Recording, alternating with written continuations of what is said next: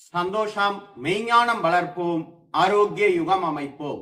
அன்னையை வணங்குவோம், தந்தையை வணங்குவோம், நம்மை வழி நடத்தும் நம் முன்னோரை வணங்குவோம். ஆரோக்கிய யுகம் அமைக்கிறதுல கடந்த தை அமாவாசையிலிருந்து தொடர்ந்து நாம செயல் ஆரோக்கியத்தை பாதுகாக்கக்கூடிய சரயோக பயிற்சி முறைய காணொலியா பார்த்து பயிற்சி செஞ்சுட்டு வரோம். அது போக தினமும் காலையில 4 மணில இருந்து 4:45 வரைக்கும் கூகுள் மீட் ஆப் மூலமா நேரடியாவே கட்டணம் இல்லாம நான் இந்த பயிற்சியை கத்துத்தரேன்.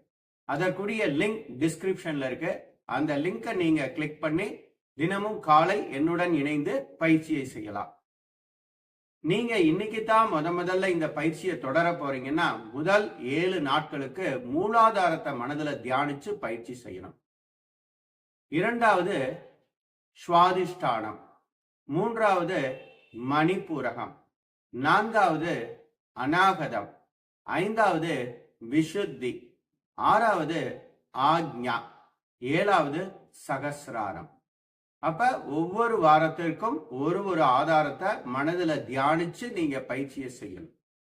இப்ப நான் 5வது வாரம் விசுத்தி ஆதாரத்தை மனதில் தியானித்து செய்யக்கூடிய சரயோக பயிற்சியை காணொலியா உங்களுக்கு வெளியிடுறேன். இப்ப அதை செய்முறையாவும் செய்து காமிக்க போறேன். நாளை 28/2/2025 வெள்ளிக்கிழமை அதிகாலை 4 மணியிலிருந்து 6 மணிக்குள்ள, காலை 8 மணியிலிருந்து 10 மணிக்குள்ள, நண்பகல் 12 மணியிலிருந்து 2 மணிக்குள்ள இந்த நேரத்துல நீங்க பயிற்சி செய்யற மாதிரி சூழ்நிலை அமைந்தால் நீங்க சந்திரநாடி சுத்தி பயிற்சியை செய்யணும். காலை 6 மணியிலிருந்து 8 மணிக்குள்ள, காலை 10 மணியிலிருந்து 12 மணிக்குள்ள, நண்பகல் 2 மணியிலிருந்து 4 மணிக்குள்ள இந்த நேரத்துல நீங்க பயிற்சி செய்யற மாதிரி சூழ்நிலை அமைந்தால் சூரிய நாடி சுத்தி பயிற்சி செய்யணும். இதுதான் நீங்க வெள்ளிக்கிழமை பயிற்சி செய்ய வேண்டிய விதிமுறை. நீங்க எத்தனாவது வாரம் பயிற்சி செய்யறீங்களோ அதை பொறுத்து ஒவ்வொரு ஆதாரத்தையும் நீங்க மனதுல தியானிக்கணும். என்னோட இணைஞ்சு செய்யறவங்களுக்கு இது விசுத்தி ஆதாரம். இந்த சரயோக பயிற்சி அப்படிங்கிறது உங்களுக்கு செய்யக்கூடிய ஒவ்வொரு வேலையையும் தடையில்லாமல் செய்யக்கூடிய சக்தியை கொடுக்கும், அறிவை கொடுக்கும், ஞானத்தை கொடுக்கும்.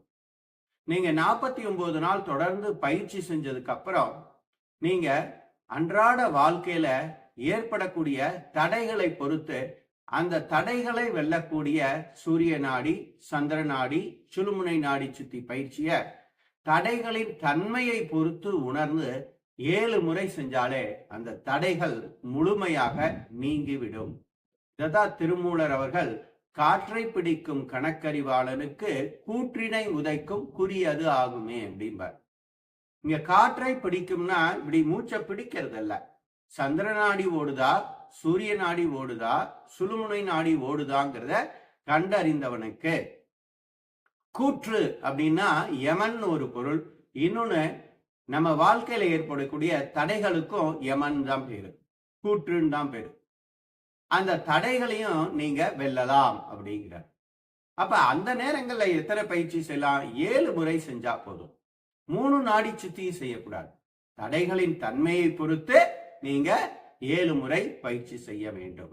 அது எல்லாம் ஏற்கனவே நிறைய விவரமா நான் சொல்லிட்டேன். நீங்க அதை பார்த்து தெரிஞ்சுக்கலாம். இந்த 49வது நாளைக்கு அப்புறம் ஒவ்வொரு தடைக்கும் ஏற்ற நாடி சுத்தி எது அப்படிங்கிறதையும் நான் விளக்கமா சொல்றேன். அப்ப உங்களால முழுமையா புரிஞ்சுக்க முடியும். அடுத்து இந்த சரயோக பயிற்சியை தொடங்கறதுக்கு முன்னால நீங்க கண்டிப்பா விளக்கேற்றி வச்சுக்கணும். அதே மாதிரி சரயோகம் பற்றிய விளக்கம், அதன் பயன்கள் அப்படின்னு ஒரு 9 காணொலி வெளியிட்டிருக்கேன். அதோட லிங்க் டிஸ்கிரிப்ஷன்ல கொடுத்திருக்கேன். அதையும் நீங்க போய் அந்த 9 காணொலியும் கண்டிப்பா பார்க்கணும். அப்பதான் நான் செய்யக்கூடிய பயிற்சியினுடைய சூட்சுமம் உங்களுக்கு புரியும். இல்லாட்டி கடனே அப்படின்னு செய்வீங்க, அதை உணர்ந்து செய்ய மாட்டீங்க. போர் அடிக்குது, நம்ம ஆசிரியரை மாத்திரலாம், இவர் என்ன சொல்றதையே சொல்லி கொடுக்கிறாருங்கிற மாதிரி நினைப்பீங்க. ஏன்னா நம்மளுடைய 7 ஆதாரங்களும் சமுதாயத்தால் பாதிக்கப்பட்டிருக்கும். அந்த பாதிப்பை சரி பண்றதுக்கு நமக்கு 49 தினங்கள் ஆகும். இந்த பயிற்சி செய்யறதுக்கு ஒரே விதிமுறை, பயிற்சி செய்ய உட்காரும் போது இருக்கக்கூடிய நேரம் அன்றைய கிழமை அதை உணர்ந்து நீங்க சூரிய நாடியா சந்திர நாடியா சுல்முனை நாடியாங்கிறத அறிஞ்சு பயிற்சி செஞ்சா போதும். வேற எந்த சட்டத்திட்டமும் கிடையாது. காலையில் செய்யலாம், மாலையில செய்யலாம், மத்தியானம் செய்யலாம், நடுராத்திரி செய்யலாம், சாப்பிட்டு செய்யலாம், சாப்பிடாம செய்யலாம். ஏன் படுத்த படுக்கையா இருக்கிறவங்க கூட என்ன பண்ணலாம்னா இந்த மாதிரி வாசி தண்டத்தை வாங்கி சூரிய நாடி செயல்படணும்னா இடது அக்குள்ள அப்படி வச்சுக்கணும். சந்திர நாடி செயல்படணும்னா வலது அக்குள்ள வச்சுக்கணும். இது மாதிரி ஒரு 20 நிமிஷம் வச்சுட்டா அந்த படுத்த படுக்கையா இருக்கக்கூடிய நோய் கொஞ்சம் கொஞ்சமா குறைய ஆரம்பிக்கும். இருந்தாலும் நீங்க என்கிட்ட போன் பண்ணி கேளுங்க. அவருடைய நோயின் பாதிப்பை பொறுத்து சந்திர நாடியில அந்த தூண்டணுமா சூரிய நாடியை தூண்டணுமாங்கிறத சரியா கணக்கிட்டு அதை எப்படி செய்யலாங்கிறத நான் உங்களுக்கு விளக்கமா சொல்றேன். அடுத்து எங்கேயாவது தூர தேசம் பிரயாணம் செய்யணும் அப்படின்னா அந்த பிரயாணம் செய்யும் நேரத்துல கூட நீங்க பயிற்சி செய்யலாம். ஏன் பிரயாணம் செய்யற நேரத்துல எப்படி பயிற்சி செய்ய முடியும்? ஒரு துண்டை எடுத்து இங்க பாருங்க, இப்படி சுருட்டி இங்க வச்சுக்கலாம். இதுக்காக பிரயாணம் போற இடத்துக்குலாம் வாசி தண்டத்தை தூக்கி போக முடியாது. அதே மாதிரி துண்டை எடுத்து இப்படி வச்சுக்கலாம். ஐயா என்னட்ட துண்டே இல்லையே, நான் என்ன செய்யலாம்? கடவுள் கை கொடுத்திருக்காரு. கையை நாம எங்கிட்டு விட்டுட்டு போக முடியாது. இந்த கையை எடுத்து இந்த இடத்த இப்படி வச்சுக்கணும். இப்படி வச்சுட்டா சூரிய நாடி வேலை செய்யும். இந்த கையை எடுத்து இப்படி வச்சுக்கணும். இப்படி வச்சுட்டா சந்திர நாடி வேலை செய்யும். இதுதான் இதோட சூட்சுமம். கண்டிப்பா 20 நிமிஷம் நீங்க இத பயிற்சி செஞ்சிருக்கணும். இவ்வளவு எளிமையா இருக்கும்போது நான் எதுக்குங்க நீங்க சொல்ற மாதிரி இவ்வளவு பெரிய பயிற்சி செய்யணும்னு கேட்க கூடாது. இது அவசர ஆத்திரத்துக்கு உபயோகப்படுத்தக்கூடிய பயிற்சி முறை. இது ஒரு 50% பலன் தரும். அதாவது நீங்க பயிற்சி செய்யக்கூடிய நாளை தவற விட்டுறக்கூடாதுங்கிறதுக்காகத்தான் இந்த எளிமையான முறையையும் நான் உங்களுக்கு பரிந்துரைக்கிறேன். இப்ப இந்த சரயோக பயிற்சியினுடைய முதல் நிலை பயிற்சி பிரணவ மந்திர தியானம். மேருதண்ட முத்ரால இது மாதிரி உட்கார்ந்துக்கணும். மூலாதாரம் அடி வயிறுல இருந்து கால் விரல் வரைக்கும் மனசுல நினைச்சுக்கணும். சாதம் ஊட்டுற மாதிரி வாயை திறந்துக்கணும். வாய் அந்த அளவு உருண்டையா வரணும். கண்ணை மூடிக்கணும். கைய இது மாதிரி மேருதண்ட முத்ரா வைக்கணும். ஆ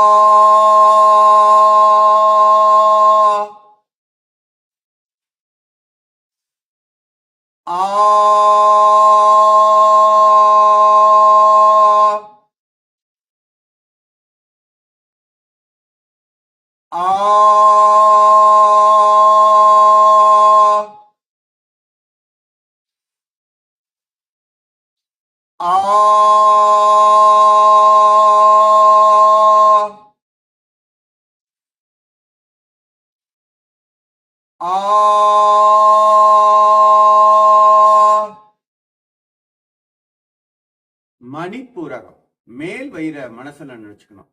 கண்ணத்தை உப்பி காத்து ஊதுற மாதிரி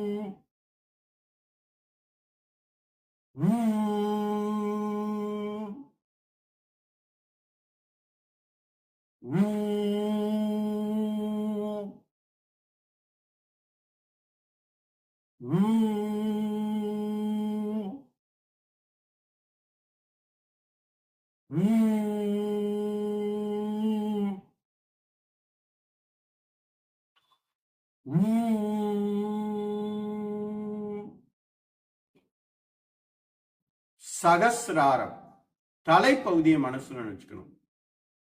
எம்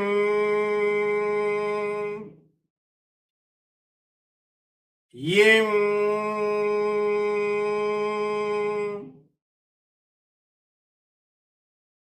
எம்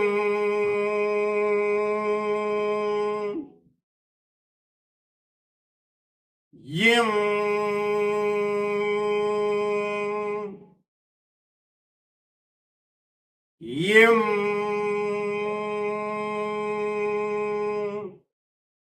எம்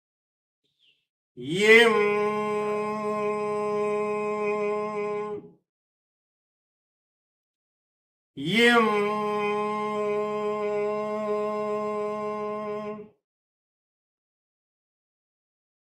எம்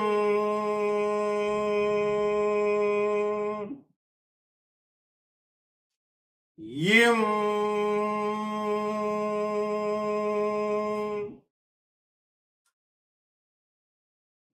எம்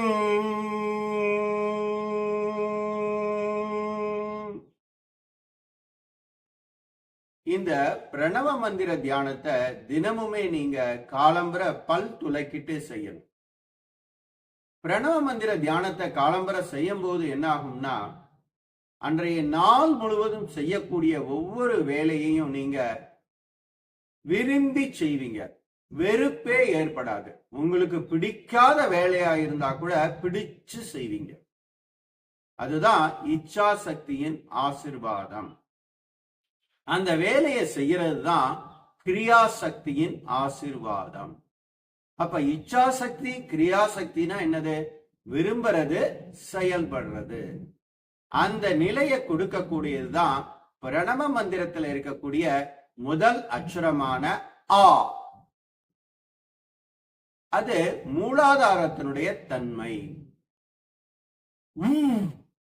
அது நீங்க விரும்பி செய்யக்கூடிய வேலையை செய்யறதுக்கு தேவையான வலிமையை கொடுக்கக்கூடியது. அதுதான் மணிப்பூரகம் அப்படிங்கிற அக்ஷரம். விரும்பி ஒரு வேலையை செய்யறீங்க, அதை செய்யறதுக்கு உங்கள்கிட்ட சக்தி இருக்கு, அந்த வேலையாகவே நீங்க மாறுறீங்க. அந்த தன்மையை கொடுக்கிறது தான் சகசிராரம் அப்படிங்கிற அக்ஷரம். இப்ப பிரணவ மந்திரத்தினுடைய சூட்சுமம் உங்களுக்கு புரிஞ்சிருக்கும்னு நினைக்கிறேன். அதனால கண்டிப்பா உங்களுக்கு சரயோகம் செய்ய பிரியம் இல்லைனாலும் பரவாயில்ல, இந்த ஓம்கார தியானத்தை நான் சொல்ற மாதிரி செய்யணும். நீங்க ஏற்கனவே ஏதாவது குருமார்கள்ட்ட தீட்சை வாங்கி செஞ்சிருந்தா அது மாதிரியே நீங்க செய்யலாம். இல்லையா, நீங்க சொல்றத நான் நடைமுறை வாழ்க்கையில என்னங்கிறத புரிஞ்சுக்கிட்டேன் அப்படின்னா என்னைய பின்பற்றலாம். அதுக்காக அந்த குரு சொல்லி கொடுத்தது தப்புன்னு நான் சொல்லவல்ல. அது ஒரு நிலை, இது இன்னொரு நிலை. வாழ்க்கையில எத்தனையோ விஷயங்களை மாத்திக்கிறோம். முயற்சி பண்ணி பாருங்க, இந்த மாதிரி செய்து. அப்ப உங்களுக்குள்ள அந்த மாற்றம் ஏற்படுதான்னு பாருங்க. பிரணவ மந்திரம் எப்படி தோன்றியது, அதன் பயன்கள் என்ன அப்படின்னு ஒரு காணொலி வெளியிட்டிருக்கேன். அந்த லிங்க்கும் டிஸ்கிரிப்ஷன்ல இருக்க, அதை பார்த்து நீங்க தெரிஞ்சுக்கலாம். அடுத்து இந்த பிரணவ மந்திரத்தை ராத்திரி தூங்குறதுக்கு போறதுக்கு முன்னால செய்யணும்.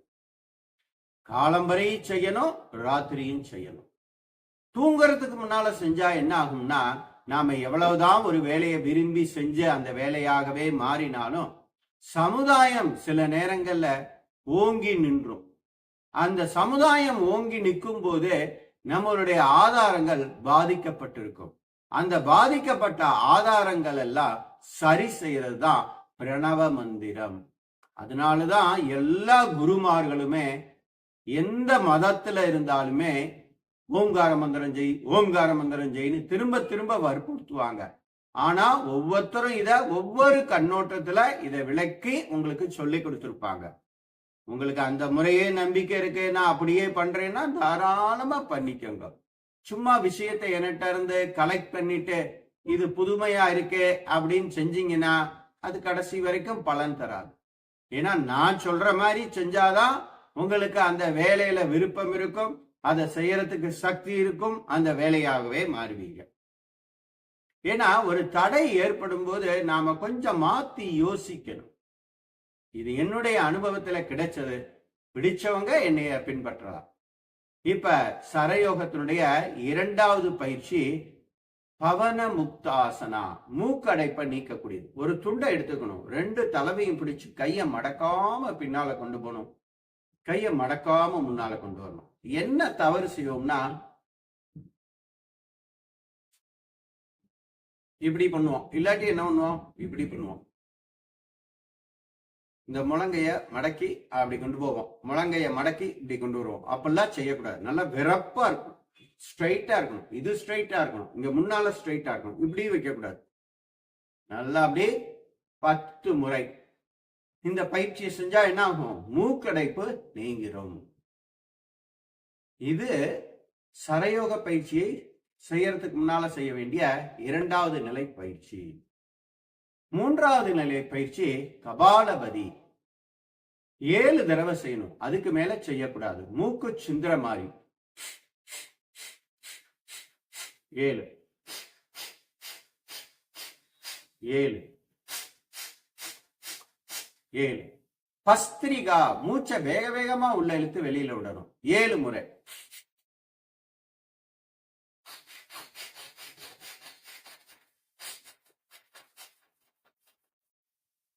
இப்ப சரயோக பயிற்சி நாளை 31வது நாள். விசுத்தி ஆதாரத்தை மனதில் தியானிச்சு, வெள்ளிக்கிழமைங்கிறதுனால சந்திரநாடி சுத்தி பயிற்சியை செய்ய போறோம். இந்த வாசி தண்டத்தை வலது அக்குள்ள வச்சுக்கணும், வலது கை ஆதி முத்திரை பிடிச்சுக்கணும். வாசி தண்டமோ துண்டோ உபயோகப்படுத்தும் போது கண்டிப்பா வலது கையை மேல தூக்க கூடாது. இடது கையினுடைய 4வது விரலால வலது மூக்க மூடிக்கணும். நான் ஹம்னு சொல்றப்ப மூச்சை உள்ள இழுக்கணும், நான் சோ சொல்றப்ப மூச்சை வெளியில விடணும். கால் விரல்கள் ஹம்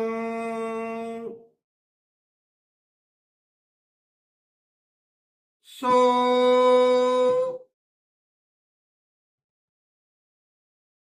பாதங்கள் ஹம்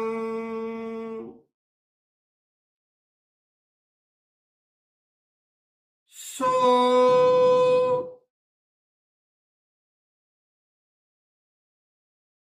கணுக்கால்கள் ஹம்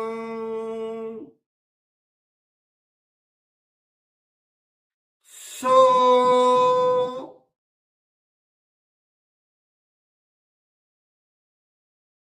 கெண்டைக்கால்கள் ஹம்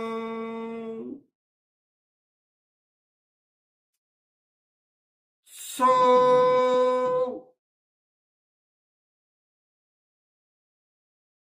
முழங்கால்கள் ஹம்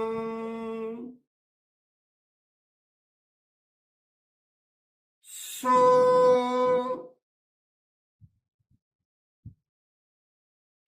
தொடை பகுதிகள் ஹம்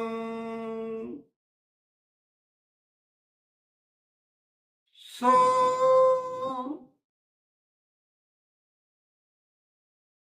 பிருஷ்ட பகுதிகள் ஹம்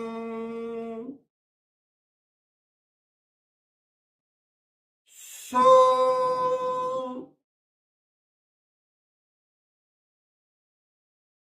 அடிவயிற்று பகுதிகள் ஹம்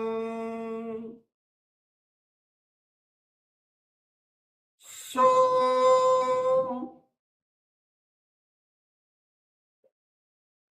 கீழ்முதுகு பகுதிகள் ஹம்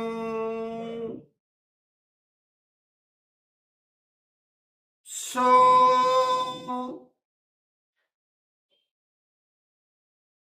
இடுப்பு பகுதிகள் ஹம்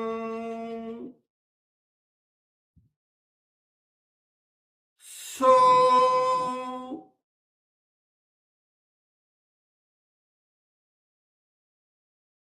வயிற்று பகுதிகள் ஹம் சோ.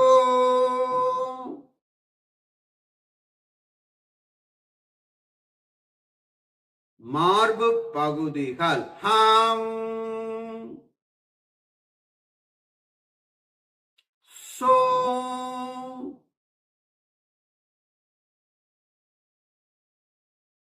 மேல் முதுகு பகுதிகள் ஹம்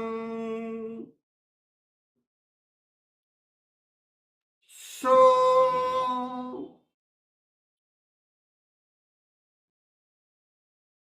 கை விரல்கள் ஹம் சோ உள்ளங்கைகள் ஹம் சோ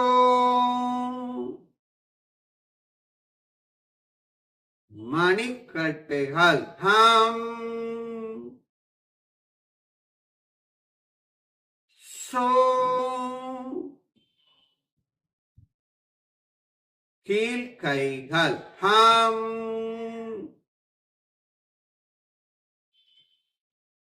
சோ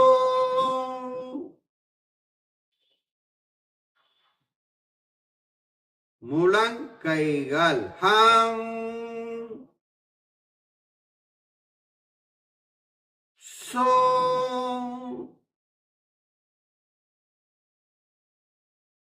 மேல் கைகள் ஹம்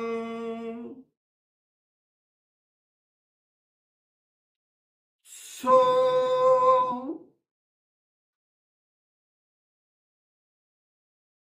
தோள் பட்டைகள் ஹம்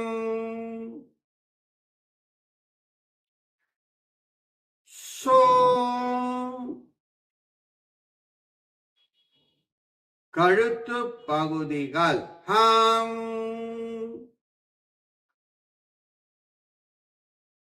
சோ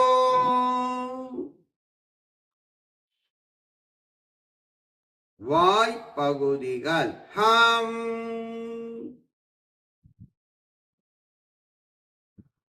சோ மூக்கு பகுதிகள் ஹம்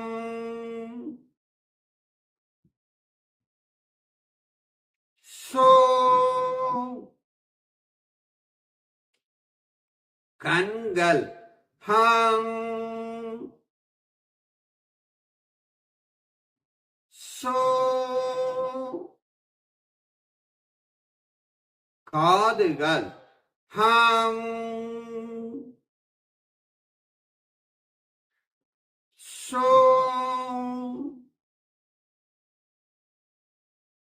நெற்றி பகுதிகள் ஹம்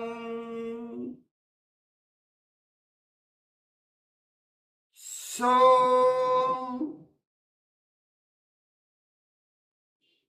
தலைப்பகுதிகள் ஹம்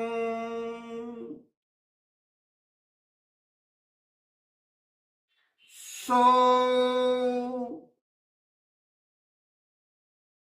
மெதுவாக தளர்த்திக் கொள்ளவும்.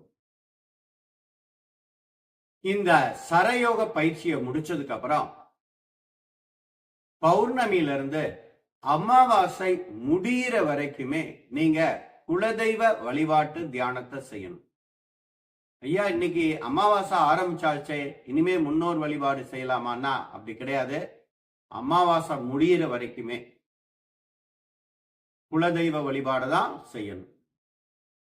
இப்ப நாம குலதெய்வத்தை மனதுல தியானிச்சு நமக்கு இருக்கக்கூடிய தடையெல்லாம் நீங்கணும்னு கேட்கணும். ஏன்னா அமாவாசை முடியறதுங்கிறது முழுசா இருள் சீர்ந்த நாள். அந்த முழு இருளும் நீங்கி ஒளி பிறக்கிற நாள் அந்த பிரதமை.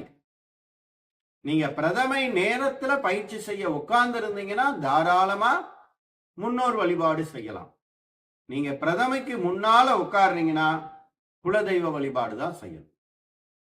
மேரு தண்ட முதிரால உட்கார்ந்துக்கங்க, கண்ணை மூடி உங்க குலதெய்வத்திட்ட மனமுருகி கேளுங்க. உங்களுக்கு இருக்கக்கூடிய தடையெல்லாம் நீங்கணும். தடைகள் மொத்தமே மனிதனுக்கு 6 தடைகள்.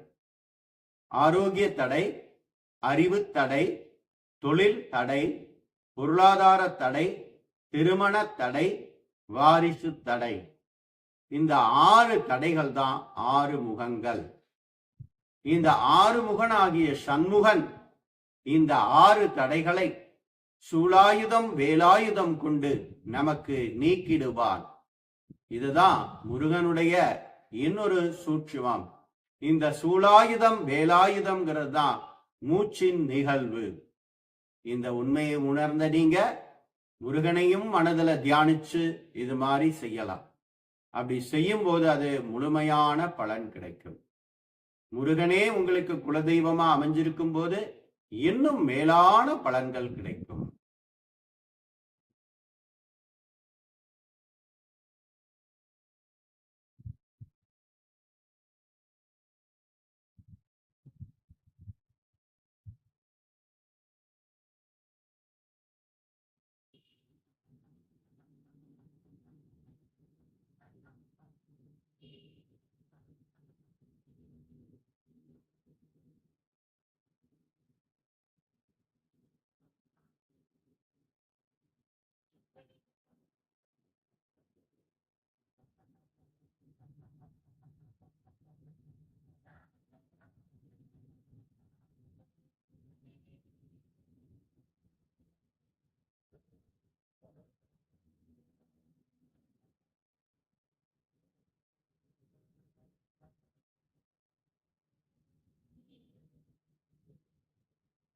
மெதுவா கண்களை திறந்துக்கங்க.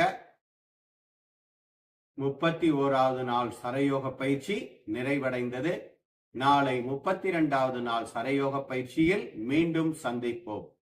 நமது real simple yoga foundation YouTube சேனலை புதிதாக காணும் அன்பர்கள் சப்ஸ்கிரைப் செய்யவும், அருகில் உள்ள பெல் பட்டனையும் பிரஸ் செய்யவும், காணொளிகள் பிடித்திருந்தால் நண்பர்களுக்கும் உறவினர்களுக்கும் பகிரவும், காணொளியில் கூறப்படும் பயிற்சிகளை செய்து பலன் அடைந்திருந்தால் அடைந்த பலனையும் பதிவிடவும்.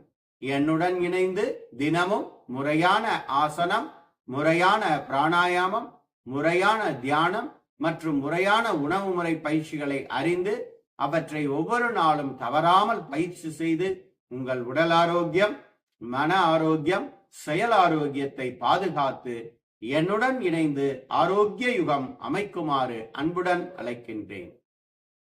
நம்ம யோகா மையத்துல யூடியூப் மூலமாக மெம்பர்ஷிப்பாக நீங்க இணைந்து கொள்ளும் வாய்ப்பு உள்ளது. விருப்பம் உள்ளவர்கள் ஜாயின் பட்டனை கிளிக் செய்து அந்த படிவத்தை பூர்த்தி செய்து நீங்க மெம்பராக இணைந்து கொள்ளலாம். மெம்பராக இணைந்து கொள்பவர்களுக்கு ஒவ்வொரு மாதமும் 3வது 4வது ஞாயிற்றுக்கிழமை அன்று உங்களுக்கு தேவையான யோக பயிற்சிகள் கட்டணமில்லாமல் கற்றுத்தரப்படும். இந்த அரிய வாய்ப்பை பயன்படுத்தி கொண்டு நிறைய உறுப்பினர்கள் நம் மையத்தில் மெம்பராக இணைந்து நமது மையத்தின் வளர்ச்சிக்கும் உங்களால் முடிந்த பொருளுதவியை செய்து என்னுடன் இணைந்து ஆரோக்கிய யுகம் அமைக்குமாறு அன்புடன் அழைக்கின்றேன். சந்தோஷம்.